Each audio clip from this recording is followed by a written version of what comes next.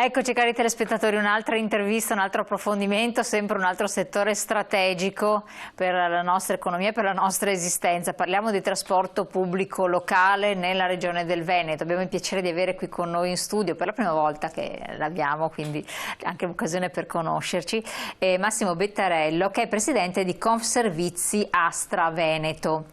Adesso ci racconta due parole, Confservizi, lo ripetite Juvent, insomma lo raccontiamo, ma lei è anche presidente ATV, quindi trasporto pubblico su Verona, giusto? Quindi ha proprio un'esperienza sul campo molto pratica, quindi già rispondiamo ad alcune osservazioni che magari alcuni fanno, lei da tempo macina queste materie non semplici. Allora, Confservizi raduna che cosa? Confservizi è l'associazione delle società di servizi pubblici.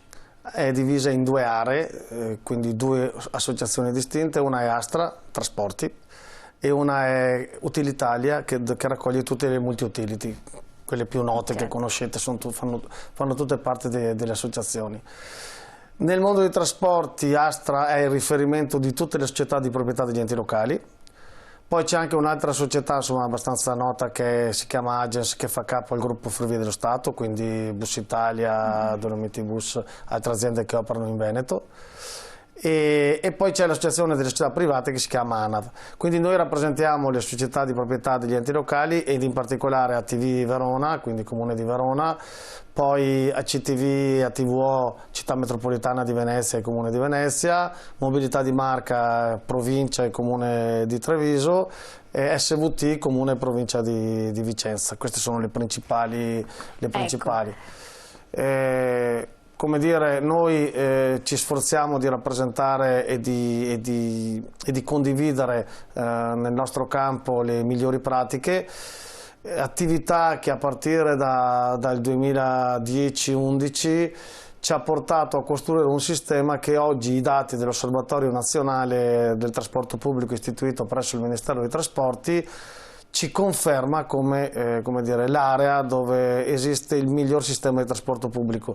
Per migliore intendo quello che costa meno alle collettività, quello che produce servizi migliori e quello che trasporta in proporzione più passeggeri. Nonostante ci sia la Lombardia, per esempio, dove c'è la metropolitana, o altre città dove il sistema metropolitano è veramente capillare ed efficientissimo. Allora, in Italia le uniche due regioni che trasportano più passeggeri del Veneto sono appunto Lombardia e Lazio. Dobbiamo tenere presente che lì abbiamo in Lombardia 10 milioni di abitanti contro i 5 del Veneto. E in Lazio c'è Roma, la capitale, che fa 65 milioni di turisti all'anno. Però poi lasciamo stare Roma perché no, difatti lasciamo stare. Le famose uscite della metropolitana, cose che è meglio lasciare perdere. E il nostro risultato è clamoroso se pensiamo che appunto che non abbiamo praticamente pochissimi chilometri di tram, non abbiamo filovie, non abbiamo metropolitane. E questo, come dire, dà veramente il segno del livello e della qualità che abbiamo messo in campo, perché il nostro è un servizio che se non ha il gradimento dei clienti non funziona. I clienti devono, come dire, trovare un servizio preciso, efficace, pulito, confortevole, se no non prendono l'autobus. Certo, e che gradimento avete mai fatto? Allora, per legge le società sono tenute ad effettuare una customer satisfaction ogni anno, perché i risultati della customer servono per premiare le società che lavorano meglio. Per legge devono essere affidate a delle società riconosciute dal Ministero, quindi indipendenti, e adesso il dato lo stiamo ancora sviluppando, però siamo abbastanza certi che i nostri risultati ci metteranno i vertici del paese, su questo siamo abbastanza sicuri. Quindi a questo punto soddisfatti. Dal punto di vista economico, e questo è un altro elemento fondamentale, perché in parte il trasporto pubblico è sostenuto da un fondo dello Stato, poi c'è il discorso della regione che arriva fino a un certo punto, e poi c'è il costo effettivo degli abbonamenti, dei biglietti e quant'altro. Certo. Allora, l'insieme di tutte queste voci viene definito costo pubblico, cioè quanto costa alla collettività il servizio di trasporto. Il Veneto ha la componente ricavi da traffico, cioè vendita di biglietti e abbonamenti, che vale il 49% del totale. Che è alto, diciamolo, rispetto alla media nazionale. Numero uno in Italia. La seconda regione è a 10 punti di distacco ed è l'Emilia Romagna col 39% e poi via via tutte le altre a scendere. C'è da dire che poi dall'altra parte la quota contributi, una parte è contributo nazionale, del fondo nazionale, e una parte viene integrata dalle regioni. Noi storicamente dalla regione Veneto alla regione Veneto non abbiamo mai chiesto nulla di fatto, perché la regione Veneto, a parte solo nell'ultima consigliatura dove l'assessore De Berti è intervenuta per coprire un anno dove c'era stato un taglio del fondo, ma da 20 anni a questa parte, come dire, in linea di principio la regione non mette risorse proprie in via continuativa e consolidata. Noi abbiamo sopportato nel 2010 il taglio del fondo nazionale del 12% sul totale, quindi tutte le aziende del Veneto hanno avuto 2 o 3 anni terribili. Nonostante ci fosse stata la crisi, perché sì, ma ci hanno tagliato 30 milioni dal nostro fondo, quindi il fondo che era di 280 milioni è sceso a 250. Che servivano per cosa questi? Per i famosi contributi pubblici per il servizio. Voi sapete che... Per pagare i dipendenti, per rinnovare i mezzi? Noi facciamo dei servizi che sono remunerati perché magari sono molto appetibili, ma facciamo anche dei servizi che sono classificati come servizi minimi essenziali che un privato non farebbe, cioè andiamo in montagna a prendere il pensionato che deve andare all'ospedale piuttosto che l'unico studente che c'è nella frazione tal di tali. Questi sono servizi che non sono i cosiddetti servizi antieconomici, quindi il pubblico mette una quota, paga una quota che serve a compensare quei servizi lì. Nelle altre regioni questa quota arriva al 70-75%, da noi arriva al 51%. Quindi significa che le aziende hanno fatto una grande attività di efficientamento. Noi siamo riusciti a ridurre i costi, i nostri costi standard sono tra i più bassi d'Italia. Nel 2013 la Regione aveva fatto una commissione i cui lavori poi sono stati ripresi anche dal Ministero dei Trasporti, dove appunto abbiamo introdotto i costi standard come criterio per pagare, per contribuire al servizio, quindi chi faceva meglio con i costi standard era avvantaggiato, chi faceva peggio era penalizzato, cosa, come ho detto, che poi il Ministero ha fatto in qualche maniera sua, iniziando quindi un percorso per spostarci dal sistema storico del finanziamento, quindi dalla spesa storica, a una spesa più puntuale, più precisa e più corretta, se vogliamo. Ecco, come vede, ne entro nel merito perché dopo lei mi prosegue il discorso, certo. Non volevo interromperla, però riduzione dei costi, come un po' nella nostra sanità, certo. No? Quindi siamo tanto bravi, virtuosi, poi ce la prendiamo. Ecco, difatti nel mio intervento in commissione il mio grido finale è stato: non vorremmo morire di virtuosità, cioè, perché il problema è questo ormai, in questo paese. Sembra funzionare così, no? Esatto, essere troppo virtuosi facciamo sembra... tantissimi vaccini, ce li tagliano tutti. Esatto, e te li tagliano perché... Vabbè. Allora, noi abbiamo fatto questa attività riuscendo a efficientare al massimo i nostri costi.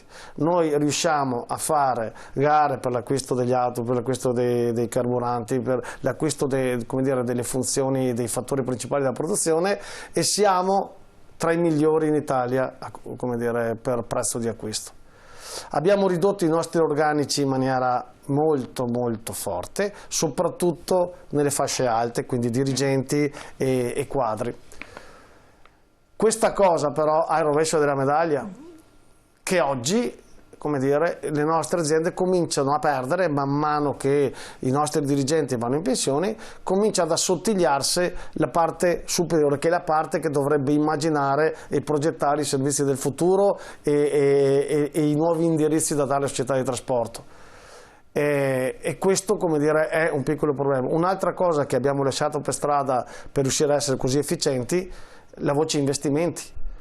L'età media della flotta in Veneto facciamo fatica a mantenerla, non a migliorarla, a ringiovanirla, ma facciamo fatica a mantenerla. Quindi è un po' inquinante, un po'... Esatto, esatto. C'è da dire che da quel punto di vista sulle città principali scelte, del quale non voglio neanche prendere meriti diretti, fatte nel passato a cavallo metà degli anni 2000, molte città del Veneto si sono dotate di sistemi con il gas metano, quindi noi abbiamo delle città che hanno una percentuale di mezzi a metano molto alta. Noi a Verona siamo arrivati al 95% delle percorrenze fatte a metano, ma so che anche insomma, tutte le altre città c'è una grande evoluzione su questo. Adesso, pur tenendo sempre bassi i costi, siete riusciti a fare questo, quindi vuol dire che volendo è possibile farlo. Volendo è possibile, però è chiaro che devi, come si suol dire, stare molto sul pezzo, devi veramente stare molto attento, devi essere agile. Forse abbiamo anche il favore di avere società di medie dimensioni e quindi forse un po' più facili da guidare. Boh, non lo so, perché poi lì sono due scuole di pensiero, se è meglio grande o se è meglio piccolo. Volevo arrivare anche a quello. La difficoltà più grande qual è? Il personale? L'azienda più grande del Veneto? No, la difficoltà più grande. Allora, la difficoltà più grande è la seguente, che più grande è l'azienda, più hai difficoltà ad entrare nel dettaglio delle cose, normalmente. E in più certi servizi hanno una componente di difficoltà molto maggiore al superarsi di una certa soglia. Faccio l'esempio: un servizio urbano come Padova non potrà mai essere paragonato al servizio urbano di Rovigo, ma perché sembrerebbero lo stesso lavoro, ma non è lo stesso mestiere. Perché? Perché la quantità di passeggeri che tu trasporti su Padova, il numero di capolinea che hai e quindi di ramificazione che hai sul territorio, la necessità di dover fare i controlli, sull'evasione tariffaria. Ricordo che noi in Veneto abbiamo raggiunto dei livelli di lotta all'evasione tariffaria per cui l'evasione da noi è fisiologica, supera difficilmente il 3-4%. Ci sono zone del paese dove tranquillamente sono al 30-35% di evasione tariffaria, che sono appunto, è quella cifra che fa fare il salto di qualità dal punto di vista dell'efficienza e della virtuosità. Assolutamente. Però detto ciò, in un momento in cui nel 2021 saremo costretti a pagare il conto più salato, perché nel 2020, e voglio ricordarlo perché poi non vorrei che a primavera qualcuno pensasse che è andato tutto bene. Se uno sta zitto vuol dire che è andato tutto bene. Sì, ma nel 2020 noi abbiamo il traino della campagna abbonamenti 19-20, che è la parte principale delle entrate di tutte le società, cioè gli abbonamenti degli studenti, che per un terzo vanno nell'anno 2019, ma 2/3 vanno nell'anno 2020. Quest'anno la campagna 20-21 è costata più o meno a tutte le aziende una riduzione del 50%. E questo è un conto salatissimo che pagheremo sull'anno finanziario 2021. Perché comunque gli abbonamenti sono mensili. Possono essere mensili o annuali, però non cambia, nel senso che una quota è sempre annuale, perché moltissimi la fanno annuale. Sì. Quindi tu incassi già a settembre, esatto, hai la liquidità che poi spalmi nel corso dell'anno. Quindi dovrebbe essere già entrata quella, no? È già entrata, esatto, ma difatti il 2020 bene o male le aziende ne usciranno. Il pericolo è sul 2021, dove non ci sarà più la cassa integrazione, perché noi nel 2020 abbiamo avuto la cassa integrazione che ci ha coperto una parte del costo del personale. Perché comunque voi non avete lavorato. Perché gli enti locali hanno correttamente, per non sperperare troppe risorse, chiuso i servizi nel lockdown duro di marzo, di febbraio-marzo. Ecco. Ma quest'anno invece i servizi ci saranno tutti, non solo. Con la ripartenza delle scuole dovremo aggiungere servizi che andremo ad acquisire dai privati. Quindi costi che sostenete voi come azienda. Esatto, che ci dovrebbero essere ristorati, adesso va di moda il ristoro, che ci sono stati promessi, però come si suol dire, noi abbiamo chiesto alla Regione di vigilare su questo, perché credo oggi o domani ci sia la conferenza Stato-Regioni unificata, dove dovrebbe essere, il Ministro dovrebbe portare appunto il piano di finanziamento di sti servizi. Sul quale noi siamo d'accordissimo, perché è giusto anche dare ossigeno alle aziende private che rischiano tutte di fallire, certo, perché evidentemente sono in gravissima difficoltà. Però non è che troviamo i soldi per pagare i privati e le aziende, come dire, pubbliche le lasciamo fallire, perché sarebbe un po' un controsenso. Quindi teoricamente adesso quando riaprono le scuole, come in che termini? Noi siamo già pronti per partire il 1° di febbraio. A pieno regime? Ci saranno tutti i servizi storici più una fetta di nuovi servizi che metteremo in campo mettendo sotto contratto società private che forniranno mezzi e autisti. Certo. Questo perché? Perché con la capienza al 50% dei mezzi è evidente che i nostri mezzi non sono più sufficienti. Controllando la capienza al 50%, quello che si chiedono a tanti cittadini, chi dovrebbe tenere il controllo che effettivamente ci sia il 50%, chi no, come... Non so, viene da ridere. Allora, i vari DPCM che si sono sedimentati partono da un assunto, che, come dire, il rispetto della distanza è lasciato ai passeggeri. Quindi non è responsabile oggettivamente non sarebbe neanche possibile farlo fare agli autisti, e le spiego perché. Un autista, a parte che ha dei tempi da rispettare, seduto dal suo posto non riesce dal finestrino a contare i passeggeri, dovrebbe a ogni fermata andare là a contare o voltarsi, come dire, è impossibile. Una cosa che non è fattibile. Però è difficilissimo, caspita. È difficilissimo. Io ho provato a spiegare, a far vedere anche alle TV e ai giornali che ho invitato in azienda da me, facendo proprio le prove di carico, perché poi c'è un problema di percezione. Lo sappiamo tutti, chi ha paura il metro di distanza tende a tenerlo a 2 metri. Chi non ha paura il metro tende ad accorciarlo a mezzo, perché poi funziona così. E ragazzi, azzerarlo. Allora, pur di salire. Sul tema degli studenti vorrei citare, se lei mi consente, 3 studi fatti, uno dall'Istituto Superiore di Sanità in Italia, uno dal Ministero della Salute francese in Francia, sul periodo marzo-agosto questi, e uno fatto dal London College sui mezzi di TfL, che è la Authority dei trasporti di Londra. I primi 2 studi misuravano le percentuali di cluster sostanzialmente dove nascono, dove si esplodono, e nel mondo dei trasporti complessivo, quindi aggiungiamo agli autobus, i treni, i tram, gli aerei, le navi e tutto quello che riguarda il mondo dei trasporti, è stato segnalato che i cluster non superavano l'1% né in Francia né in Italia. Questo studio marzo-agosto. London College invece è andato nei mezzi, metropolitane e autobus, e a fare i prelievi sulle superfici per vedere se si trovavano tracce di virus.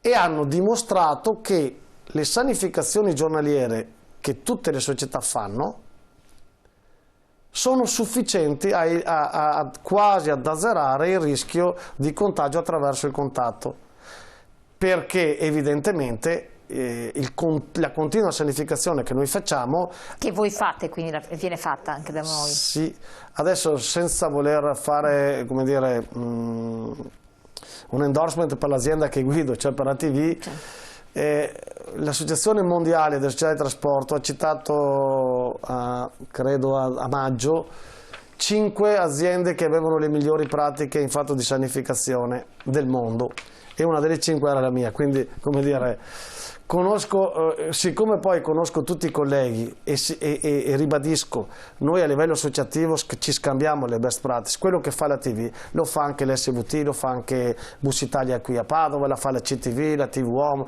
cioè lo fanno anche tutte le altre aziende, perché ci siamo tutti uniformati. Noi sanifichiamo tutte le superfici ogni sera di tutti i mezzi, e una volta ogni settimana, ogni 10 giorni, ogni 15, dipende poi dal numero di mezzi che hai a disposizione, facciamo anche l'ozonizzazione, quindi purifichiamo anche gli impianti di aerazione attraverso l'utilizzo dell'ozono. Posso tranquillamente dire che gli autobus sono più sani della mia macchina, sicuramente. E il terzo studio? Il terzo appunto era quello del London College, che sono andati a misurare e non hanno trovato tracce rilevanti, hanno definito loro poi il termine, insomma, di virus nelle superfici, perché significa che sanificare con la candeggina come facciamo noi, perché poi alla fine di candeggina si tratta, non è che abbiamo inventato chissà quali sistemi, però a candeggina, come dire, i virus li elimina tutti.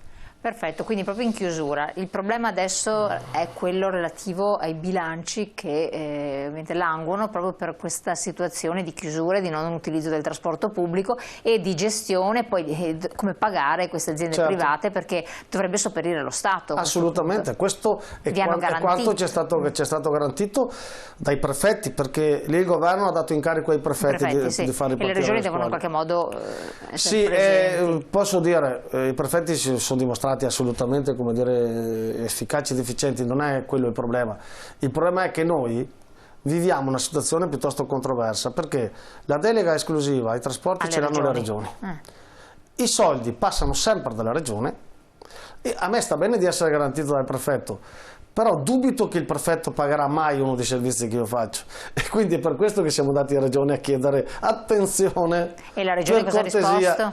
La regione non solo ha risposto che farà tutto evidentemente il possibile, anche perché insomma l'assessore è molto puntuale su questo, ma anche ci hanno anche garantito che ci daranno un anticipo sul fondo proprio per superare i problemi di liquidità, perché come ho detto prima, se nel 2019 in autunno abbiamo incassato una certa liquidità che ci ha consentito di andare fino a giugno, quest'anno quella liquidità le aziende non ce l'hanno. E quindi abbiamo bisogno che la regione ci anticipi, ma su questo la regione ci ha garantito che andrà in giunta un provvedimento che ci anticiperà le prime 3 mensilità. Quindi tutto sommato per il trasporto pubblico, anche per i dipendenti del settore, che sono anche questi, c'è questa problematica, però dovrebbe trovare una soluzione. Il problema grosso è per i privati? Sì. Il problema grosso è per i privati, con i quali abbiamo degli accordi. Evidentemente una parte dei fondi sono già stati stanziati, ma secondo i nostri calcoli bastano per un mese. Però, come dire, immagino anche che il ministro dica: ok, intanto portatevi a casa questi, perché poi magari la scuola non parte subito, parte fra... Sì, chiaro, ovviamente noi come associazione, che siamo regionale o nazionale, dobbiamo guardare un po' ad ampio spettro, perché poi le ripartenze delle scuole, come abbiamo visto, sono scaglionate da regione a regione, eccetera eccetera. Essendo noi tra gli ultimi a partire, è meglio, consci di quello che succede a Roma, è meglio che la regione stia molto, come dire, attenta sul pezzo e cerchi, come dire, Anche perché voi temete che la situazione emergenziale si protragga nel tempo, arrivare anche al 2024, avete fatto un calcolo Allora, il 2024 è stato considerato come l'anno di ritorno alla normalità, cioè perché? Perché noi sappiamo che già il 21, come dire, sarà pessimo, il 22 si trascinerà un po' del 21, nel 23 si dovrebbe ritornare a regime, nel 24 regime pre-Covid, perché la storia insegna che quando uno si disamora, si disabitua ad usare il mezzo pubblico, prima che ci ritorni necessita di un certo lavoro. E ecco un altro dei motivi per cui noi temiamo sulla ripartenza. Siamo convinti che magari molti alunni, molti genitori non vorranno più prendere il mezzo, perché magari penseranno a dei sistemi alternativi, magari peggiori, però... Dopo bisogna vedere il break-even, di utilizzare i costi-benefici, perché uno farà anche queste valutazioni. Sempre, però io voglio ricordare che il nostro è un servizio essenziale, cioè noi comunque i mezzi su strada li dobbiamo mettere, noi serviamo non solo gli studenti, per carità sono il nostro core business, ma serviamo i cittadini, ma serviamo i lavoratori, serviamo tantissimi lavoratori della sanità, per esempio, noi abbiamo quasi tutti accordi con tutte le ASL locali per fare le navette con i loro dipendenti, insomma. Non è poca cosa. No. Presidente, io la ringrazio moltissimo di questo aggiornamento, di questa occasione anche importante per conoscere meglio come vanno le cose, perché altrimenti non si ha bene la percezione di quel che è fondamentale, delle cose che utilizziamo normalmente, dei mezzi che magari si utilizzano normalmente, però dietro c'è tutta un'attività e una gestione, un'organizzazione non di poco conto. Le auguro buon lavoro. Grazie. E sperando di averla ancora nostra ospite per illustrarci altri aspetti molto interessanti, la ringraziamo. A voi telespettatori lascio alla pubblicità, poi ci rivediamo insieme per un'altra intervista. A tra poco.